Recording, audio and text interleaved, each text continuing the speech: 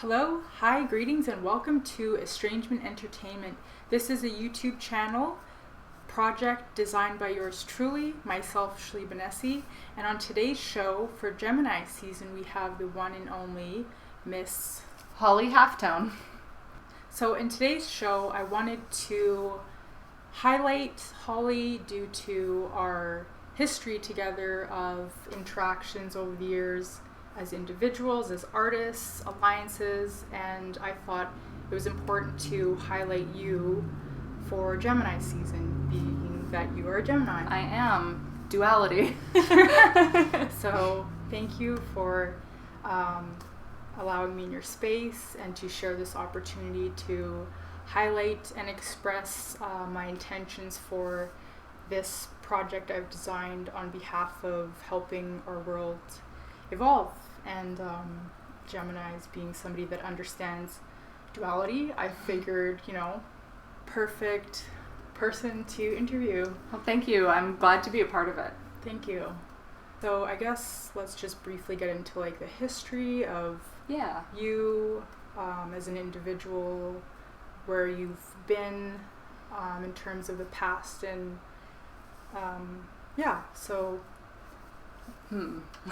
Well, there's a lot. I guess to summarize, we could start just a bit with where we met, which was in Manitoba. That's where I was born, where I started out creatively, and now I'm in Quebec. We both are, which is lovely. And I've been here for 6 years. And let's see. We haven't done an interview officially, and it's the times of great change, so we're both probably just feeling all... Yeah, it's interesting, in curfew and lockdown era, to be in front of someone again, be in front of a camera, talking about I really appreciate artistic stuff. I appreciate it too. It's nice. It's nice being able to connect, but I think we're all a little out of touch with that right now, right? Yeah. So we're we'll get into so it. Close and being human. It'll be fun. It'll be good. Yeah. We're being mindful of our times and how we're interacting. So I guess I'll just start with some key questions in terms of knowing you in the past and our interactions. So we were both originally born in Manitoba. Yes. And I guess I knew you in terms of professional placement. Yeah, we met sort of at goth bars a bit, goth events, but then also through our art and alternative modeling and just our creative pursuits. Yeah. I believe I met you at the zoo, which is no longer a thing anymore. Sadly. I think it was meant to be, though. Yeah. There was... kind of a long time coming, I guess. When did they get rid of that place? I don't remember. I remember it was in the time since I've been in Quebec, and I remember hearing about it, I think. But I think it was maybe right when I first came here, around that. So it's been a while now. You hightailed it out of there. I did. I left, and suddenly everything on Osborne that I loved shut down. It's like, wow. What did you do? You cursed us. Just kidding. Yeah, it's my fault. I'm sorry. We're just fun, hush, hush. I left and I destroyed Osborne. Oh gosh. I hope I don't have that much power. Oh jeez. So I guess in the past, you are from Manitoba as well as I am. What about your lineage, your history in terms of your family and everything in terms of that? My lineage, I have Ukrainian, Polish, Swedish relatives. We, on my mom's side, they came to Manitoba, I think, 2 generations before her. So that's my background. Unfortunately, I never got to learn much about my heritage because my mom's generation was of that, my grandmother's generation was of that one where they would come over and she said, I don't ever want to speak Ukrainian. I don't want to be Ukrainian. I'm here. I'm Canadian now. So I always felt kind of sad not learning more about it and getting into the culture.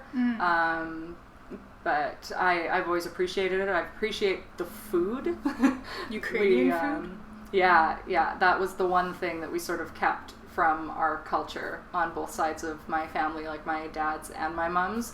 We would always get together and do big like pierogi baking and stuff like that. Interesting. I didn't know you were Ukrainian. Yeah. I guess we never actually like conversed in that sense of like, what's your heritage background? Well, my real last name, which is, it's no secret, it's Kindzierski. So I actually go with Halftone because it's easier for a lot of people to say, other than and it's very looking Gemini. Yes, it is, and it has a lot of like, things. It's Gemini. It matches like HH, Holly Halftone, and my dad's in the comic industry, so color halftoning was a way that they used to color comics. Like when you see old comics with the little dot patterning, that's called halftone. So that's where I originally got it from, and then it seemed to fit into so many other things as well. I like that. That's like, you added like some personal flair into your whole aesthetic of who you are as like a creator. That's awesome. Yeah. I love that. I love that when I interact with people, and specifically for this channel and the work I'm trying to do here in terms of stories and sharing, I want meaning like that integrated into the interviews and the project I have here for the ideas that come through. Yeah, it's.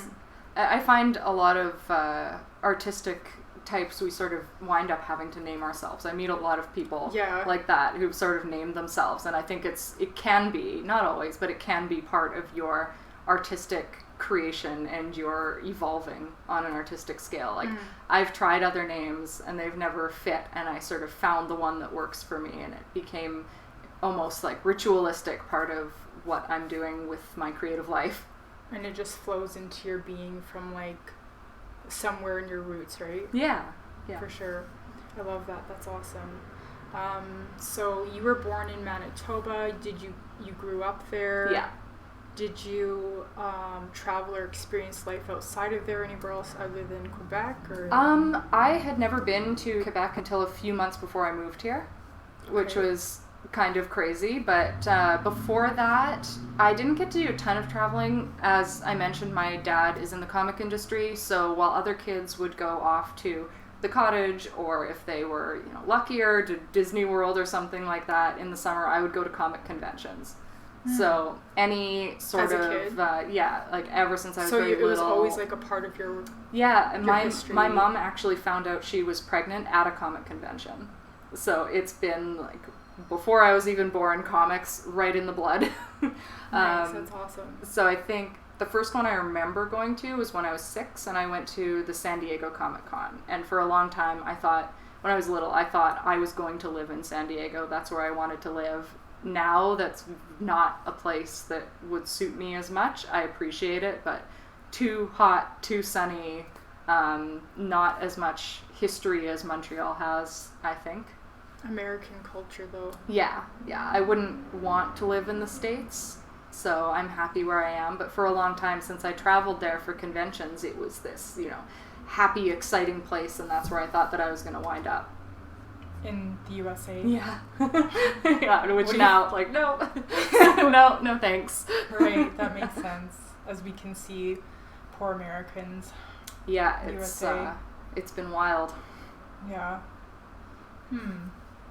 So, it's been in your blood since you were an infant then to kind of be a part of this kind of realm, world, the arts, the creators. One of the first things my parents were doing together when they met was coloring comics. So it's always been... around you, part of your world as a child, teens. And something that brought my family together too. So it's always been a very comforting thing for me, any kind of writing, art, stuff like that. Nice. That's beautiful.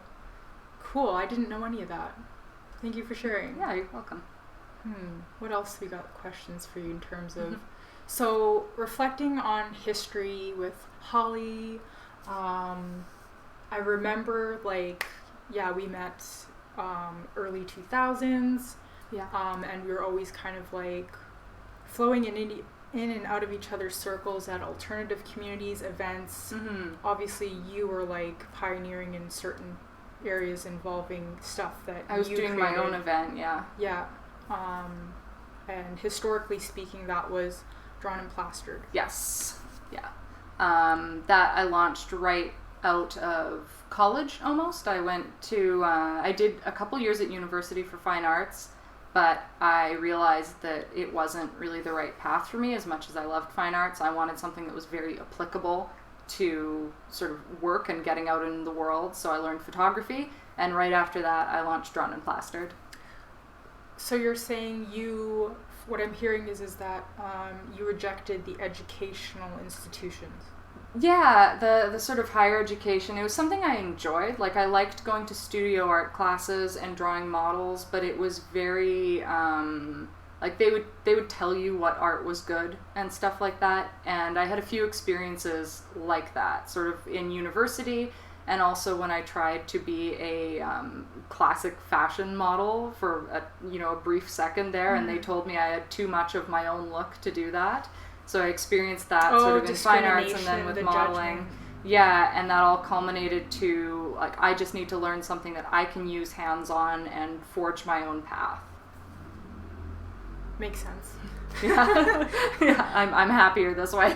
Yeah. Than if I tried to fit into some sort of box. Right, that makes sense. Alternative people usually tend to be better at pioneering their own paths. Yeah. As I've experienced, as we both experienced. Yeah. Yeah, so I guess I just wanted to dive into a little bit of history in terms of I remember when we connected online or something, you just kind of would pluck away and poke at people and be like, hey, come join my thing. And I'd just be like, this seems cool.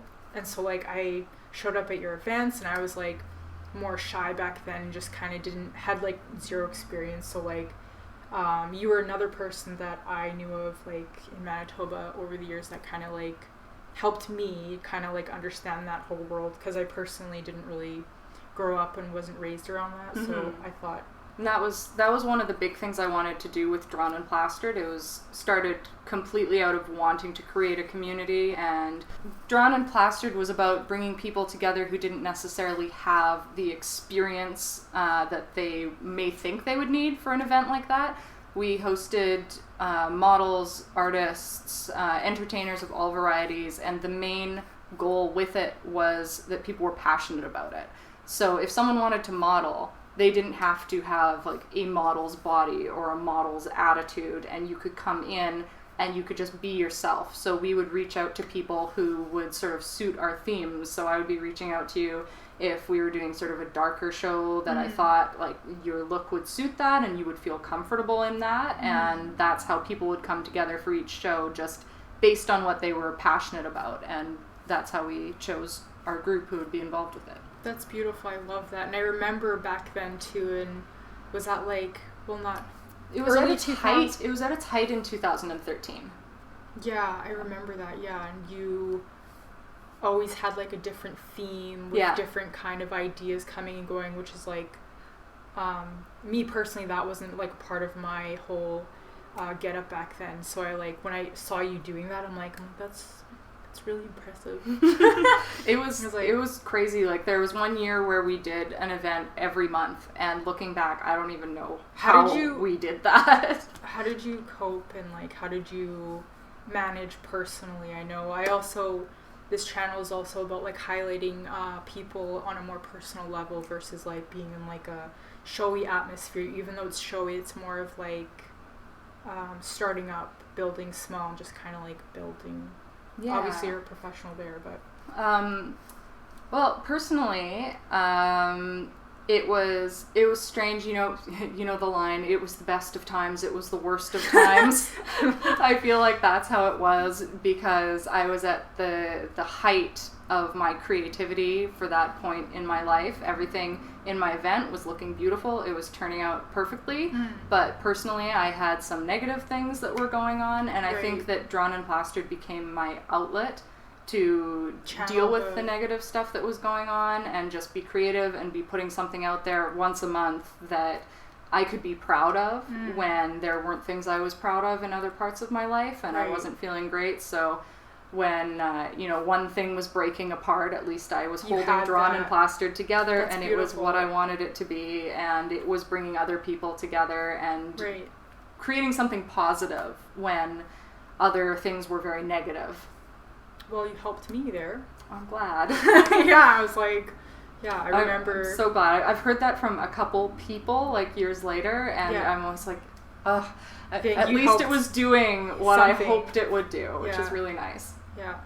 Yeah, super meaningful for me, and that's actually rolling it forward to, like, present time now with Holly. Like, this is just kind of, like, totally at random, and I was just like, hey, there was a person who was, like, a good highlighter for those times in the past. Oh my gosh, it's noisy out there. Yeah. There's, like, badass motors. Luckily, the mic doesn't usually pick up on it too much. I'll be filming, and I'm like, I have all these outtakes of myself on my YouTube channel where I'm saying, shut up! Oh, really? Like little things? I have funny outtakes, and then I listen to it back after, and I can't hear anything. Okay, I didn't have to worry about it. What was I going to say? So, with that said, like, whether you're aware of it or not, or, you know, how we tend to be, like, as individual inventors of our dreams and goals and all that, we tend to be, like, too hard on ourselves and not give ourselves the credit that everybody else seems to be giving you. Probably. Yeah, so I see that happen with a lot of other creators, absolutely. It's big in the art field, I think. So with that being said, I kind of wanted to highlight the fact that due to your influence on me in terms of what you created back then in the past, and the ripple effects of that, like, you know, going back to what I said in terms of, like, how creators tend to be, they don't give themselves the credit that they, you know, the awareness of it. So this is, the intention of this is to kind of highlight that as well. And I wanted to make a point in terms of that this channel and this project that I've designed and developed is to highlight estranging ourselves from things that insulted our soul from the past, and then things addressing what's present time now, and then how are we going to help the future.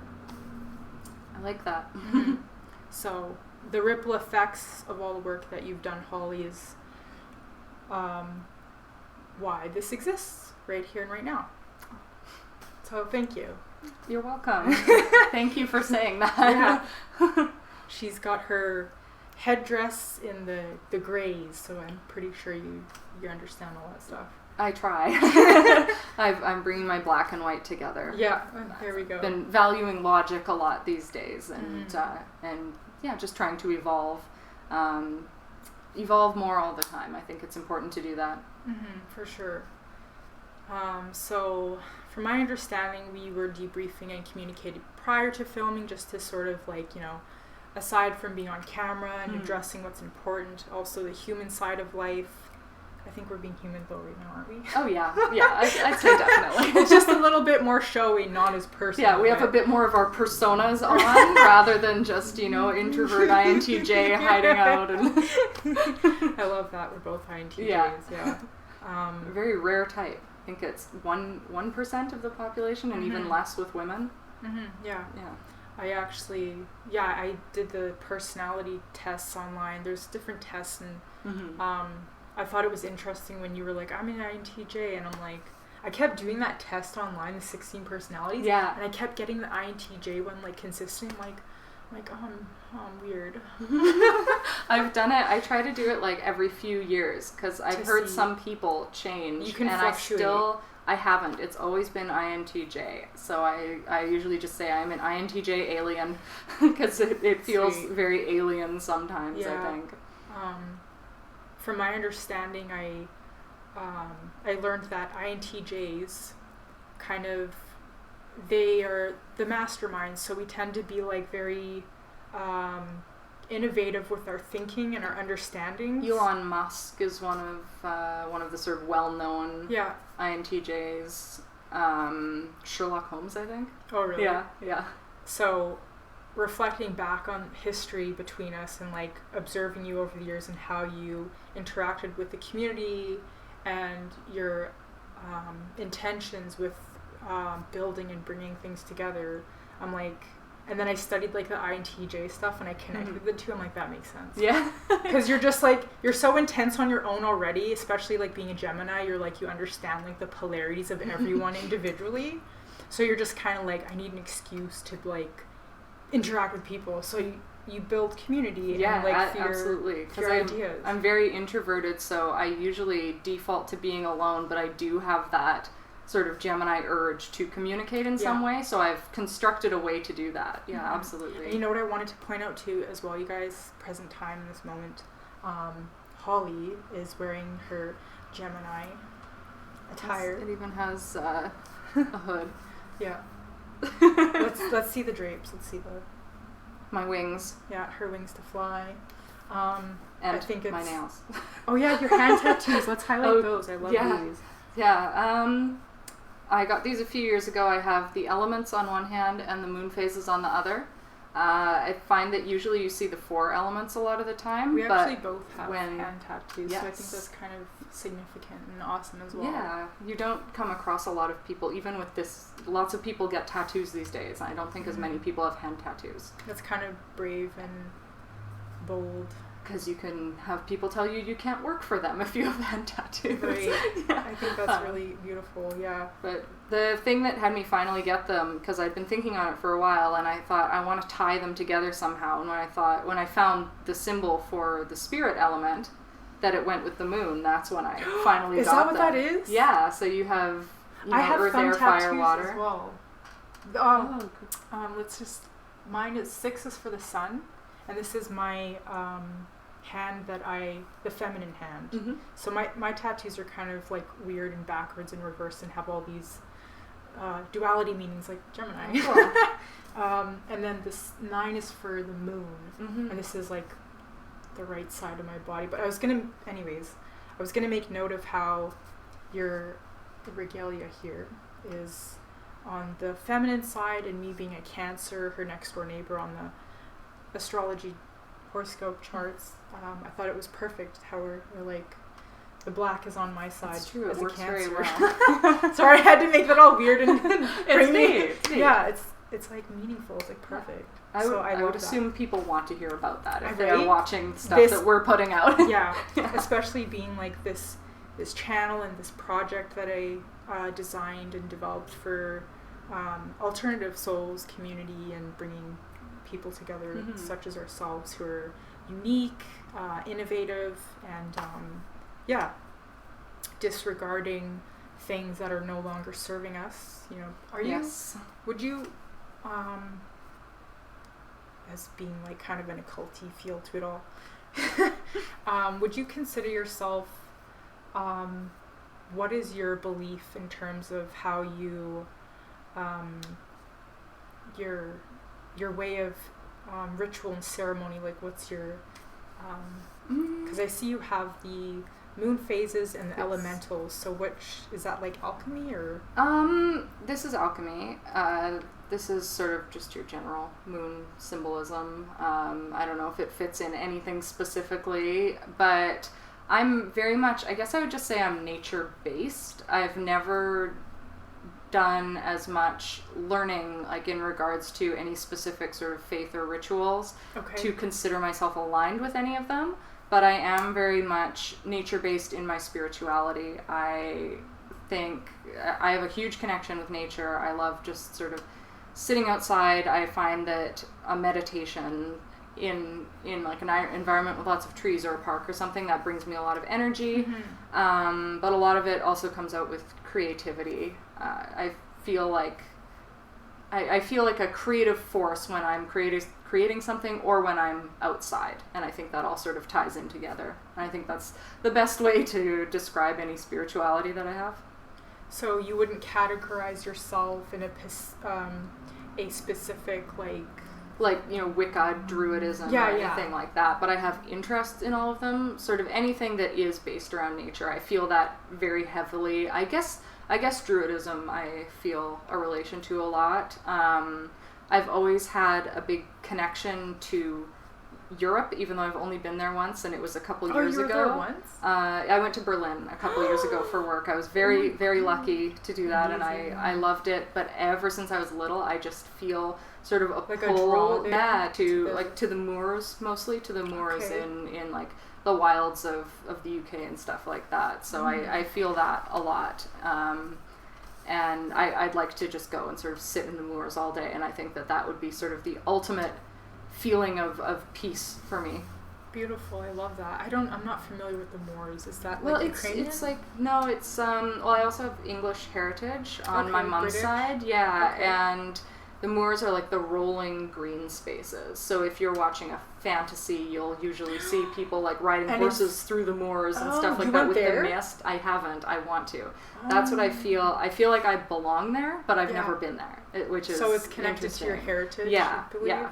Beautiful. I love Definitely. that. That's amazing. All right, so reflecting on Manitoba and both of our transitions to Quebec, being traveling souls in different ways, present day, pandemic times. Yeah, panini. What is panini? We're in a panini. It's the way you censor it for YouTube. Interesting. Yes. So present day, Holly, Halftone, Miss Gemini. Away from Manitoba. You and your project, Community Drawn and Plastered, Mhm. that's something that you designed in terms of... Community building. Mm-hmm. Well, I guess I should say what Drawn and Plastered is specifically. At its core, it's a drink and draw event, but my goal was to go beyond that and bring in every kind of entertainment to it. So it's not just where you see the Drink and Draw Social Club in LA.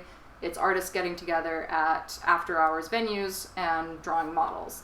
We took that core and exploded it and added bands. People would make puppets. Notably at one show, there was someone who made a puppet. It was very cool. And it became a showcase of every kind of art. And it was built entirely for community building. And I did try to bring it with me to Montreal, but in this current time, it was not ideal to be running an event because we can't go outside. Interesting. So there's one thing I noticed we both talked about, and as those who know us, those who don't know us, Holly and myself are both Canadian, born in Manitoba. Yeah. And one thing I noticed in terms of people that come from Manitoba who were born there, especially alternative people such as myself, such as Holly, especially if you're, inspired and an innovator and a dreamer and you're very idealistic in terms of like changing yourself and the world, I've noticed people like ourselves don't typically stay stuck in places that make us feel less than.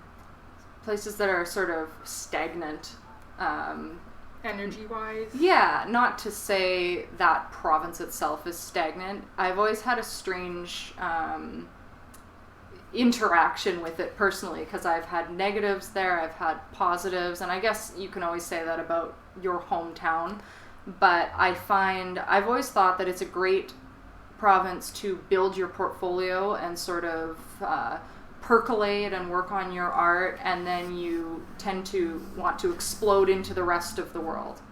I just used explode twice. I guess it's an explosive kind of day. We're trying to explode our ideas and innovations. But yeah, a lot of people I find they wind up in Ontario or Quebec because it is a larger canvas to paint on, so to say, I think. Makes sense. Makes a lot of sense, actually. Mm-hmm. But to say, something positive about Manitoba is that there are a lot of creative people there, a lot of really amazing, talented people, and if you just look up artists and musicians who come from there, you'll probably be shocked at the amount of them. I think it's a great place, especially with the colder than Mars winters. You wind up hiding out inside so much that it really fuels your creativity because you have to create something. You have to do something when you're locked away in the winter. It's kind of like how the pandemic has been for everyone. Right. That makes sense. Yeah. Creates that same atmosphere. For sure. So yeah, I guess Drawn and Plastered, I was a part of that community. You introduced me to that, and I learned a lot from those interactions. And I remember a significant time where Drawn and Plastered, you were mentioning, we talked off camera, like how you got involved with some other people that helped propel what you were doing back then into a bigger vision. Yeah, there were a few events. One of the things that I wound up feeling Drawn and Plastered was made for as it evolved was working with larger events to bring a certain energy to them. And one of them that we had discussed was when Daniel Ash of Bauhaus was in Winnipeg. We were actually contacted to sort of bring that energy, that vibe that they wanted at the show. So the concept was to have some people there guaranteed that we're going to be fully dressed up, had a great look, and could put on a like an opening act that we did in terms of our modeling, and we collaborated in that way together, and it was a really, really great event, very notable. You mentioned that those times were a blur. Yeah. We were in our younger 20s though, so I think, like, you know, when you being people like us, such as ourselves, like, we're innovators and we have big ideas, and you know, taking on that weight of being that kind of person at such a young age. Yeah, I had a lot going on at the time, and so I think, as I mentioned before, dealing with some personal negativity while having such a huge output of work is for like, someone so young. It has an impact on your brain, where now I look back at that time and it's a blur. There's a lot that I have sort of forgotten, or whether that's on purpose or not. In the more positive cases, obviously, I would prefer to remember them in more clarity, but I was just so, like, full steam ahead with work. It's like you have blinders on, and then suddenly it's 10 years later and you look back and I probably should have acknowledged that. You said, like, sometimes we put blinders on because we just have to, like, go for what we need to do and what we want to do. Sometimes we discard things that were probably key points that we should have been concerned with. Yeah, or so that you should have been more present for, but you're working and you have this prevailing goal, and that's all you're focused on. Right. So you're running at that and sometimes missing the rewards of what takes you to that goal. Right. That's fair. So yeah, I just remember, like, those times back then were really important to me. So I thought it was important to create something based on growth from that. And here we are present day in Quebec, Canada, which is, you know, building from everything you've done, the influences around who we are as individuals is kind of just like, now we're in pandemic times. So present day, where are you at in terms of your anything?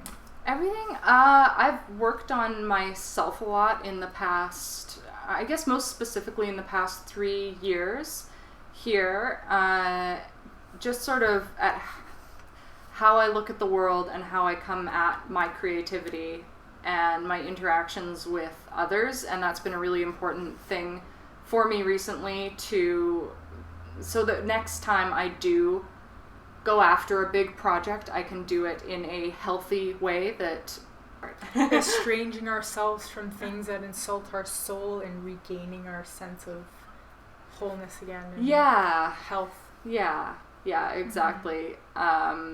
Because there are unhealthy ways to be creative and there are healthy ways to be creative. And I think that now, in my 30s, everyone has some... No one's perfect. Yeah, I think in your 20s, that's the time for you to experiment and mess up and make mistakes and figure out how you want to live your life. And now in my 30s, I actually feel like I know how I want to live my life and how I want to be creative. And it's a very cool point to get to because I feel more inspired than ever now to create things. And I've been able to complete projects that I wasn't able to complete before. Like I recently finished a novel, and I was always someone who would start a million novels and never finish them. So now actually finishing one, that's sort of the first tangible piece of evidence I've had that this way that I'm trying to do things is actually working. So that's where I'm at right now, I think. And amazingly, I feel bad saying it sometimes because it has been a horrible time for some people. I've been very lucky with my day job that I was able to work at home, and in this whole past year, I've been able to treat it like a chrysalis, like a cocoon that I can come out of. So I've been growing through this whole past year, and I think when the world gets back to a bit more normalcy, I'm going to, I guess I could say, explode again out with more new projects and do them in a healthy way that is rewarding for me and also the people who I'm doing them for. Perfect. In a more conscious way. Yes. Yeah, mindful. Yeah. Being mindful is very important. Yeah.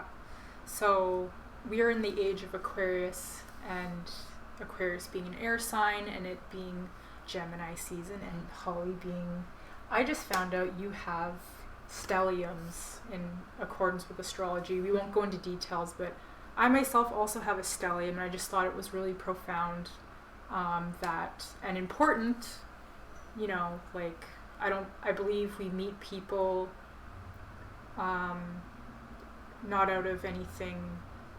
I believe we meet the people we do for reasons that we're not always consciously aware of, and it's important. So I just was like, I thought it was really interesting that you also have stelliums in your astrological placements. So I was like, she understands. Holly understands.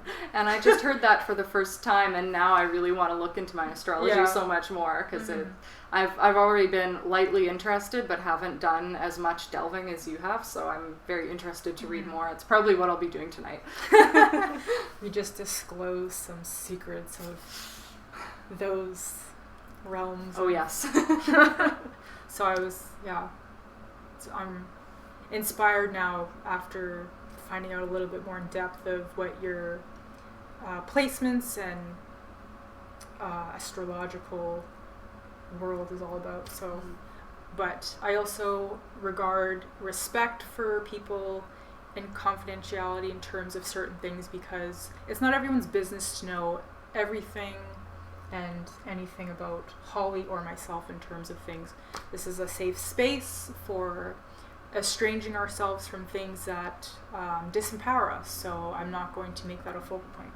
And I have a history of disclosing too much, as I was saying previously, and I'm trying to learn how to be better about that. Okay, so present time, present day, we covered the past, where we covered some of the present, not making the times that we're in a focal point because it's challenging for so many others.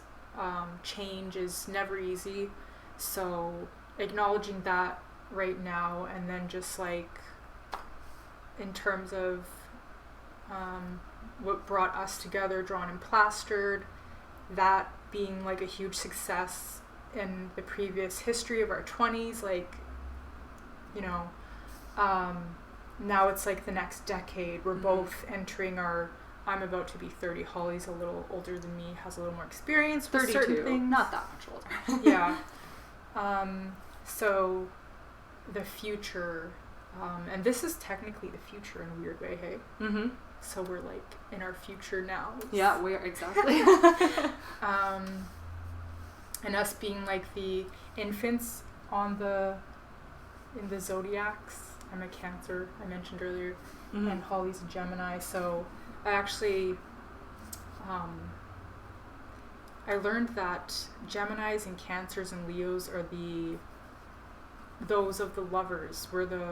Because we're on the highest altitudes in the sky. Oh, okay. So we're technically the lovers of the zodiac. That's what I learned recently. Okay. I knew that about Gemini. I didn't know the full relation with other signs. Yeah. Yeah, Geminis are the twins, the lovers, and the tarot card of the Yes. lovers is Gemini. So you guys are like experts with that stuff. Yeah. Yeah.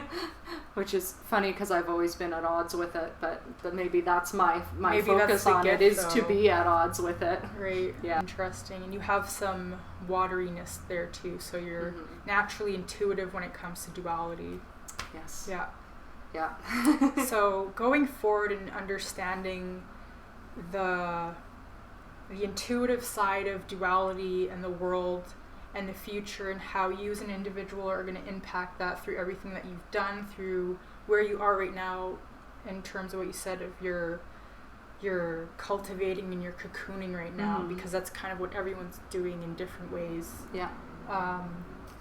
What does the future hold for you as an individual, and how are you as an individual going to impact the world outside of you with everything that you're doing and stewing in? Well, as always, I think one of the things I've really honed in on in my period of cocooning is my focus on community building, and I want to keep on doing that, but with balance and with logic and with strong intentions. I'm hoping to build communities through the literary world now. That's one thing that I'm going to be exploring, because I did that with the arts, and I would like to still do that with the arts in some form, but that I'm still thinking on. I'm trying to figure out what the next step is there. But since I have been focusing on my own literary skills over the past year, I would like to take some of that into that world and help writers as well. So my big goal is to continue helping artists and to start helping writers and help others to be creative while being creative myself. Beautiful, profound, extremely. Literary, is that like literature, writing? Yeah. Because I know you have your channel, Writing in Montreal. Yes. Holly's channel on YouTube. It's not as active as it should be, but maybe I'll get back to it. Well, I was very active when I was first writing my draft, and I've slowed down a bit since I've gone into the editing cavern. Nice, beautiful. We'll link it below. Sweet. So yeah, you started your channel last year? Yes, in October. Yeah. I think that's a profound sign as well, because I started my own business building in terms of things that I do in my own time aside from Holly, and then I kind of like tuned into her and I'm like, oh, yeah, there it is. About the time when we were reconnecting too, Yeah. which was interesting to see that you were doing the same sort of stuff that I was doing. And then all of a sudden I'm like here. Yeah. I'm like, hey girl. Yeah, it was great. How's it going? For sure. So the future of everything that you're going to be doing, like you're still going to be doing obviously like the artistic stuff, because that's just like obvious and inevitable for both of us. Yeah, I couldn't stop if I wanted to. No. But the writing thing, like, is your intentions and your goals going forward to be more published in that area or help influence through that? Because I'm into writing myself, and that's something I'll probably, after we take our time apart again for however long, that's something I need to get into as well. So Okay. I think that's really important. Since I grew up in the graphic novel world, I've always looked at visual arts and written work as sort of being combined. So all of my earliest stuff, I would be creating comics. So it was always, I was writing a story and I was drawing a story. And then I would try to write prose, and I didn't focus on it for a very long time because I was so focused on the visual side of things. And I found my literary voice again recently, and it's been very good. It's been very therapeutic, and I get something different out of it than I do with visual works. So it is something that I would like to pursue more. I'm looking to traditionally publish. I've self-published a couple times, graphic novels in the past. So now I'm looking to go traditional. I would like to get to a higher level in that field now that I feel kind of comfortable with my visual side of things. I want to bring up the literary side for sure. So that is my main focus right now. Beautiful. I love that. What else? So going forward, you're focusing right now, going into the future on the more literary. Literary means writing? Yeah, literature, literary, Okay, yeah. that whole industry. Yeah. So you're just doing more personal work for now? My novel, I write in a young adult, new adult genre. So I think it surprises some people because they expect, I don't know what they expect, but I've told a few people who say, oh, you write young adult? But that's what I've always felt comfortable in. I've been writing that for a long time. So this book I'm coming out with is more new adult though. So think like age 17 and up, because it's got a little more dark, gritty stuff in it than for someone who's like 14. Yeah. And it's got a protagonist who is a witch. It deals with possession and some gruesome murders. It's kind of a coming of age story. Interesting. Are you writing it from a personal place in terms of maybe something where you're like self-actualization in terms of things that you're trying to understand about yourself, the world outside, or is it just pure imagination, just being creative? This one's pure imagination, I would say. I have this one story, this series that I've been working on since I was about 12 years old, called Sinterra, and I've been working on that. I thought that was going to be the first thing I published, and it's like a trilogy, high fantasy, and that delves into more personal things to me with my characters. But this novel I wrote sort of to prove to myself that I could actually finish an entire draft, and that's why I started my channel, was to keep myself accountable. So in November I participated in NaNoWriMo, which is National Novel Writing Month, and in that month you're supposed to complete 50,000 words, or your entire draft. So I did a 50,000 word first draft, and I actually completed it, and I liked it, and went back to edit it, and now it turns out that's going to be the first thing I publish. Wow. So that's how that one came about, and I had to come up with the idea more quickly than with my other ones. So, but I'm going to go back to work on the bigger one after. So you're kind of just like more hibernating and in practice in terms of like new ideas coming forward, and then just like, are you feeling that you're just gonna kind of like play things by ear in terms of how you're going to integrate back out into the world again with future projects too as well? A little bit. Like, I feel like the project that's closest to my heart right now is getting that novel out, so that's what I'm doing the most for myself. Okay. And then I do have plans with a few people. I've been putting feelers out about doing more community events as well. With Drawn and Plastered again? Yeah. I know with some people who already know about Drawn and Plastered, it feels kind of like beating a dead horse because I keep relaunching it. But well, I'm glad that you don't think that, but that's how I feel whenever I come out on the page and I say, like, we're doing something, we're doing it again. We're doing it, we're back, here we are again. Because we had like some half launches in Montreal. And I was sort of trying to find someone who I could work with, because I usually work with a partner who plans most of the stuff like in tandem with me. Maybe I'll help a little bit. Maybe. That would be awesome. We'll see. You've got to play it by ear and feel the flow of and everything. see how the world is. But yeah, like I did 2 little launches. I think I did 6 events total here, just in a couple different ways. And you also have to figure out the new surroundings and how the city is going to react. So I am going to be starting it again, but in like I said about my other projects, with more intention, with a better plan, with a solid idea of how to get it out into the world, how to keep it going, and, plan a whole season that actually happens, that goes how I want it to go. Right. So I will be bringing that back, and I'll be there, and you're all invited. Yes. And the other project in the literary world is one that's mostly online. I haven't launched it yet, but I will be announcing it soon, I think. I'm just waiting for some more people to come on board, and that will be another community-driven project that is fully based online. So it doesn't matter where you live, you can get involved. Ceilings below. Cool. What else going forward? I guess I wanted to thank you again, Holly Halftone, for helping me with this non-for-profit project. We're not going to monetize this in any way. It's just purely for sharing, building. You know, I don't personally have as much experience in terms of business building as Holly does, so I kind of like, this is like, thank you. Yeah, you're welcome. So with that said, this is just like,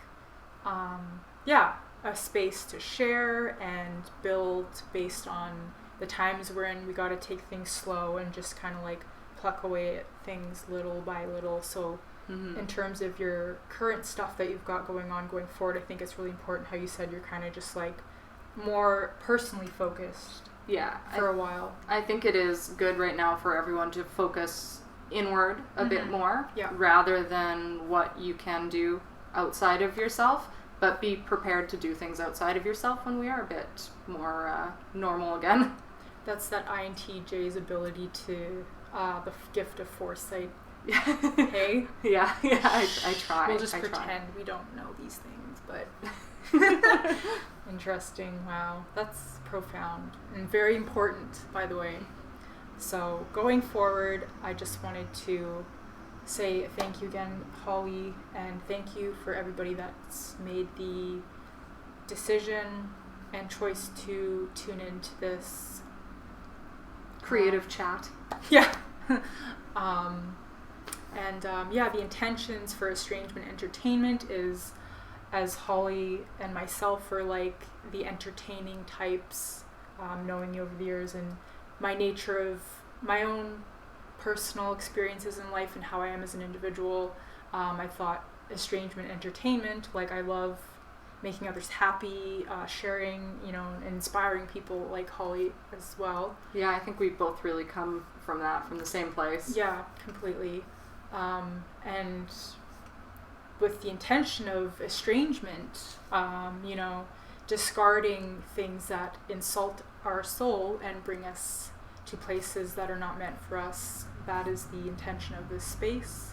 So I think, that's important to highlight going forward. Yeah. And I appreciate you having me here. It's been a really great talk, and we have so much more that we want to talk about, I should be thanking her because she invited me into her space, her magical space all around Well, us. it was too hot outside and I was going to melt because I'm a vampire. Shh, don't tell anyone. Oh, shouldn't divulge that. Oh, wonderful. I love it. All right, so I guess with that being said, I want to thank you all again for tuning into our world here with Estrangement Entertainment, built under my business, my brand, Shlee Estrangement, which is my government. And I guess I wanted to disclose with you, Holly, that Shlee Estrangement is derived from my name of birth, which I don't want to disclose because I estranged myself from those parts of myself. But Shlee is kind of derived from Sanskrit, which is an Eastern thought process, which is more having to do with being present and being mindful. Okay. So with that being said, I wanted to share that that's what Shlee Estrangement, my business brand, is built under.